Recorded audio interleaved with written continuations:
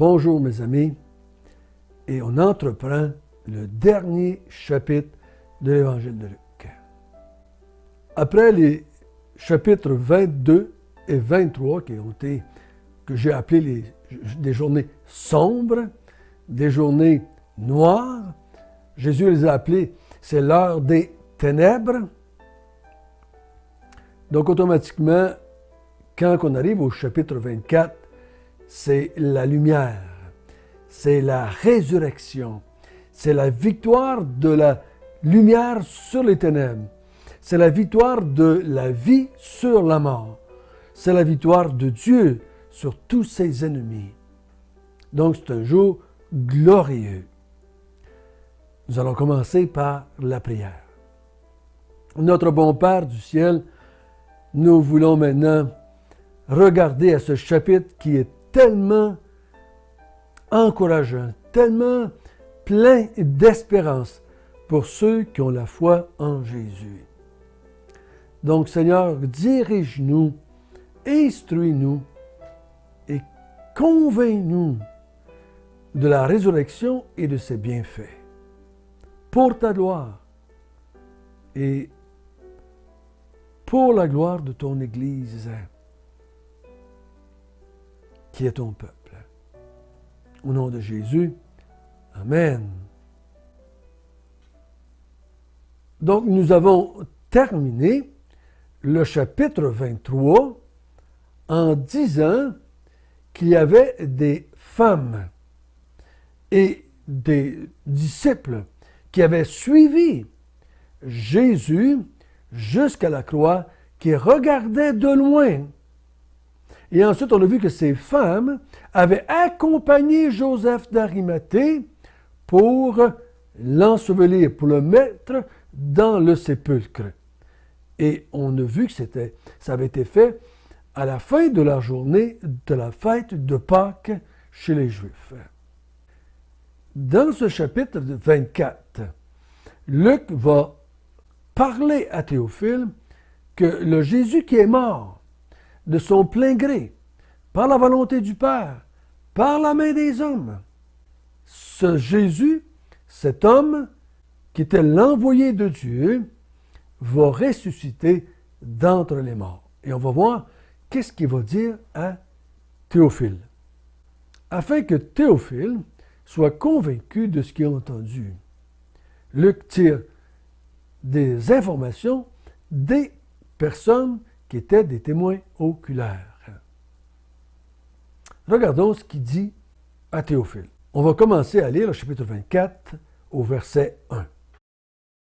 Le premier jour de la semaine, elles se rendirent au sépulcre de grand matin, portant les aromates qu'elles avaient préparés. Elles trouvèrent que la pierre avait été roulée de devant le sépulcre, et, étant entrées, elles ne trouvèrent pas le corps du Seigneur Jésus. Comme elles ne savaient que penser de cela, voici, 2 hommes leur apparurent en habits resplendissants. Saisies de frayeur, elles baissèrent le visage contre terre, mais ils leur dirent, « Pourquoi cherchez-vous parmi les morts celui qui est vivant? Il n'est point ici, mais il est ressuscité. Souvenez-vous de quelle manière il vous a parlé lorsqu'il était encore en Galilée, et qu'il disait, « Il faut que le Fils de l'homme soit livré entre les mains des pécheurs, qu'il soit crucifié, et qu'il ressuscite le 3e jour. » Et elles se ressouvinrent des paroles de Jésus. À leur retour du sépulcre, elles annoncèrent toutes ces choses aux 11 et à tous les autres. Celles qui dirent ces choses aux apôtres étaient Marie de Magdala, Jeanne, Marie, mère de Jacques, et les autres qui étaient avec elles. Ils tinrent ces discours pour des rêveries, et ils ne crurent pas ces femmes. Mais Pierre se leva et courut au sépulcre. S'étant baissé, il ne vit que les linges qui étaient à terre. Puis il s'en alla chez lui dans l'étonnement de ce qui était arrivé. Vous êtes conscient comme moi que Théophile sait, il avait annoncé, en même temps qu'il annonçait sa mort, la résurrection, sa résurrection. Donc, Théophile voit maintenant, ou va voir dans le chapitre 24, ce que Jésus avait dit, c'est accompli. Pourquoi est-ce que ce que Jésus avait dit ou annoncé dans les chapitres 10 à 21, pourquoi est-ce que ça va s'accomplir? Et ce que Luc va faire ressortir devant Théophile, c'est que cette mort et cette résurrection avaient été annoncées, planifiées, orchestrées par Dieu. Et que les prophètes de l'Ancien Testament, à partir de Moïse jusqu'à Jésus, avaient annoncé la mort du Messie et la résurrection du Messie. C'est ce que nous allons voir ensemble dans ce chapitre. Donc, le premier jour de la semaine, on se souvient que Jésus est mort le vendredi de la Pâque, à 3 heures. Il est resté dans le tombeau le samedi. On sait que ce qui est resté dans le tombeau, c'est son corps. Parce qu'il a dit au larron, « Aujourd'hui même, tu seras avec moi dans le paradis. » Et on sait ce qu'il veut dire par là, c'est dans son esprit, ou en esprit, il va être au paradis. Mais on sait que son corps est resté dans le tombeau. Il avait annoncé qu'il ressusciterait le 3e jour. Donc, il est mort le vendredi, il est resté dans le tombeau le samedi, et il va ressusciter le premier jour de la semaine, qui est le dimanche. Donc, 3 jours après, là, il y a tout un débat. C'est 3 jours de 24 heures. Donc, si c'est 3 jours de 24 heures, Jésus n'est pas resté dans le tombeau 3 jours. Donc, ce qu'il a dit, c'était pas vrai. Mais je crois qu'il dit, quand on dit, et on l'utilise même aujourd'hui, dans 3 jours, je vais faire telle chose, on ne veut pas dire 72 heures précisément. Donc, on veut dire 3 jours. Aujourd'hui, demain et après-demain. Donc, dans 3 jours, je vais faire ceci ou cela. Donc, Jésus a annoncé cela.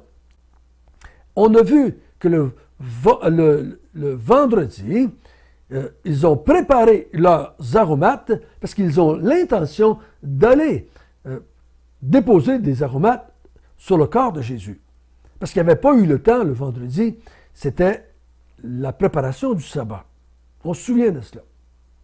Donc, ils partent de grand matin, très tôt le matin, ils partent pour aller au tombeau.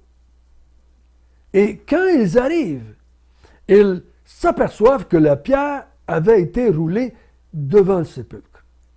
Donc, si vous ne comprenez pas c'est quoi la pierre, tapez Google, sur Google, je veux dire, tombe de Jésus, vous allez voir à quoi ça ressemble cette grosse pierre ronde qui était roulée devant la porte du sépulcre. Ce que j'ai vu, souvent un sépulcre, ça pouvait avoir 2 ou 3 compartiments et on mettait le mort dedans. Et des fois, on en mettait plus qu'un.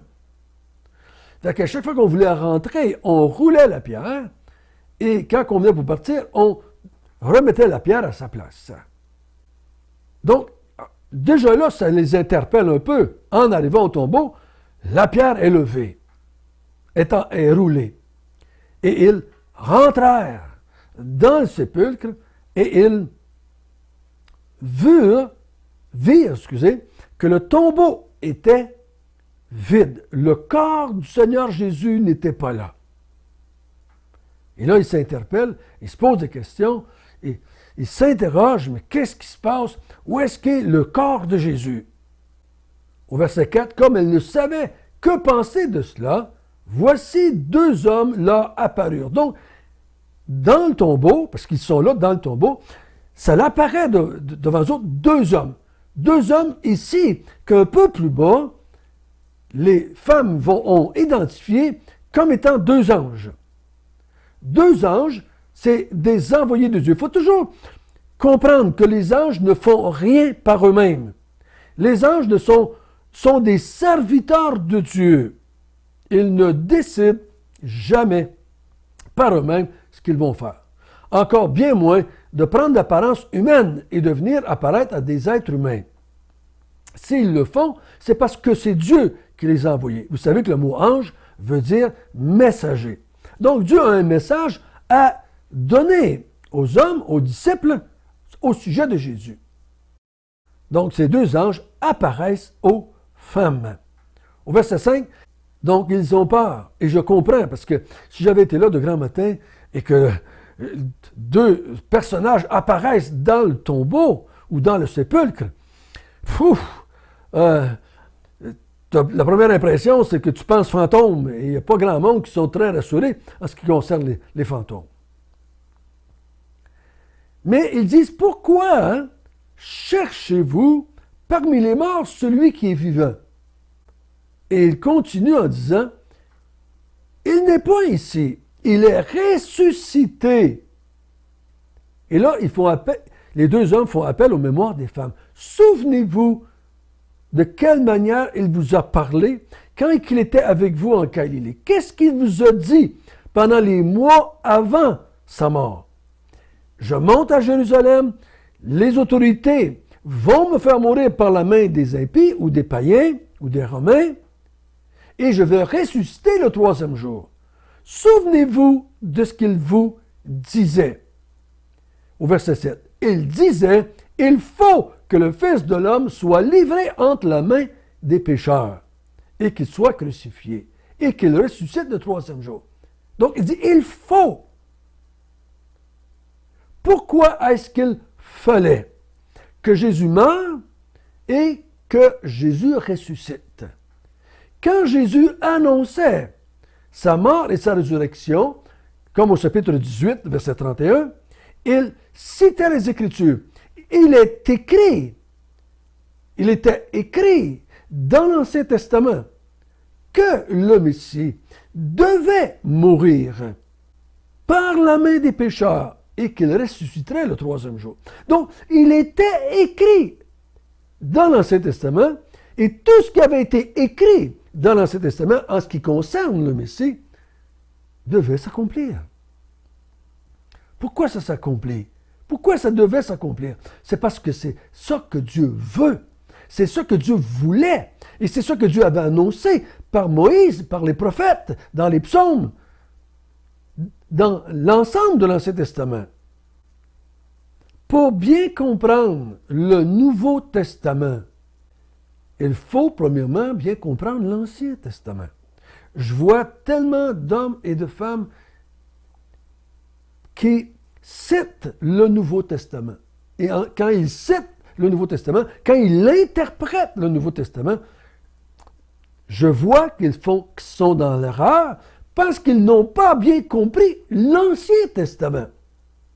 Souvenons-nous, le Nouveau Testament a été écrit pour l'accomplissement de l'Ancienne Alliance. Ce que l'Ancienne Alliance annonçait, le Nouveau Testament l'accomplit. Et on a vu tout au long de l'Évangile de Luc que ceux qui comprennent mal l'Ancien Testament, comme les prêtres, comme les sacrificateurs, comme les pharisiens, comme les scribes, Jésus leur a dit, vous ne comprenez pas bien les Écritures de l'Ancien Testament, et vous avez une mauvaise compréhension de ce que le Messie devait être et devait accomplir. Et le chrétien est dans le même problème s'il ne comprend pas bien l'Ancien Testament. Des fois, je parle à des gens qui étudient la Bible, j'ai parlé à quelques-uns qui enseignaient la Bible, et je leur ai demandé, combien de fois est-ce que tu as lu l'Ancien Testament afin de le bien comprendre? Et souvent, ils sont un peu gênés, parce qu'ils ont lu l'Ancien Testament une fois, peut-être deux fois. Il faut bien comprendre, parce que Jésus est né dans l'Ancien Testament, dans l'Ancienne Alliance. Il s'adressait à des gens qui ont vécu sous l'Ancienne Alliance, qui avaient été instruits par l'Ancienne Alliance ou les Écritures de l'Ancien Testament. Donc, il faut avoir une connaissance avant de pouvoir comprendre bien ce que Jésus a dit. Il dit, vous ne devriez pas être surpris. C'est ce que les anges disent ici. Vous ne devriez pas être surpris. Si vous aviez compris l'Ancien Testament, si vous aviez compris quand Jésus citait l'Ancien Testament, vous sauriez qu'il n'est pas ici, qu'il est ressuscité d'entre les morts, qu'il n'est plus parmi les morts, mais qu'il est maintenant parmi les vivants. Et au verset 8, elle se souvint des paroles de Jésus. Au verset 9, les femmes retournent chez elles, racontent aux 11 ce qu'elles avaient vu, mais personne ne les croit. Personne croit ou se rappelle ce que Jésus avait dit, ou se souviennent ce que Jésus avait dit. Et l'auteur prend le temps de nommer les femmes, et Marie de Magdala, Jeanne, Marie, mère de Jacques, et les autres qui étaient avec elle. Donc, il nomme aux oreilles des Théophiles, ces témoins, les personnes qui étaient là et qui ont vu les deux anges.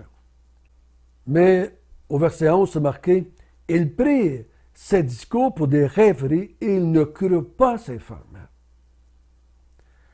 Il ne faudra pas leur jeter la pierre trop vite, parce que ce n'était pas tous les jours que quelqu'un ressuscitait par lui-même. Ils avaient vu Jésus ressusciter des morts, mais qui pouvait donc le ressusciter? Donc, ils ne croient pas. Au verset 12, dans ma Bible, c'est entre parenthèses. Ça veut dire que ce n'est pas certain que c'est dans le texte. Mais si c'est dans le texte, Pierre, ayant entendu, va partir en courant, va aller voir dans le tombeau, et il voit que Jésus n'est pas là, et il n'y a seulement que des linges par terre. Et il retourne chez lui dans l'étonnement. À chaque étape du chapitre 24, on va voir que cette vérité va revenir devant les disciples d'Emmaüs, devant les 12 ou les 11. Jésus va, à quelques reprises, va dire « Et que vous êtes là à comprendre les Écritures de l'Ancien Testament. » Donc, mes chers amis, nous ne sommes pas sous l'Ancienne Alliance, nous sommes dans la Nouvelle Alliance. Mais bien comprendre la raison de la Nouvelle Alliance, il faut comprendre la raison de l'Ancienne Alliance et la fin de l'Ancienne Alliance et le début de la Nouvelle Alliance. Donc, il faut bien comprendre ça. Ici, l'auteur, ou les anges, ou Jésus lui-même, il dit, il fallait que je meure et il fallait que je ressuscite parce que Dieu l'avait déclaré dans l'Ancienne Alliance. Notre bon Père du ciel, merci. Merci que tu es un Dieu de parole. Ce que tu dis s'accomplit. Ce que tu veux s'accomplit. Tu voulais, tu avais décidé, tu avais planifié la mort du Messie et la résurrection du Messie. Tu avais une raison pour cela. Le Messie devait mourir pour sauver les pécheurs, afin que Dieu ait un peuple d'adorateurs pour le servir pour l'éternité. C'est ce que tu as déclaré dans l'Ancienne Alliance, c'est accompli. Ce que tu déclares dans la Nouvelle Alliance va aussi s'accomplir. Sois béni, notre Dieu. Amen.